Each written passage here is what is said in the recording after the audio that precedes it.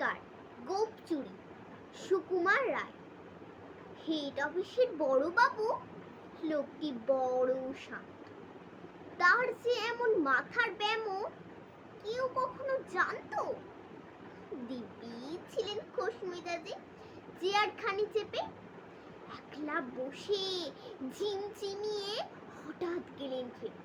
হাতকে উঠে হাত পা চুড়ে চুকটি করে গোল গোল হঠাৎ বলেন, গেলুম গেলুম, আমায় ধরে তোল।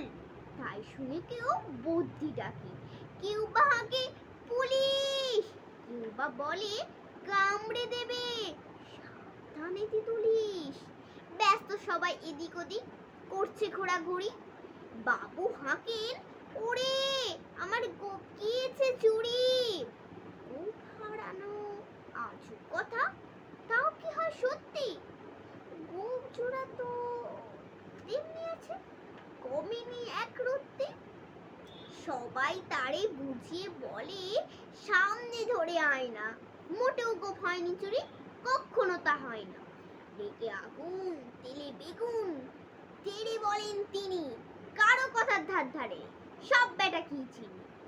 নোংরা ঝাঁটা, খ্যাংরা ঝাঁটা, বিচ্ছিরি আর ময়লা, এমন গুপ্ত রাখতো জানি শ্যামবাবুদের গয়লা। এই না বলে জরিমানা করলেন তিনি সবাই। ভীষণ রেগে বিষম খেয়ে দিলেন লিখে খাতায়, কাউকে বেশি লাই দিতে নেই, সবাই চড়ে মাথায়। অফিসের এই বাঁদরগুলো মাথায় খালি গোবর, গোপ জোড়া যে কোথায় গেল কেউ রাখে না খবর। ইচ্ছে করে এই বেটাদের গোপ ধরে খুব নাচি, মুখ্যগুলোর মুন্ডু ধরে কোদাল দিয়ে চাচি। নমস্কার।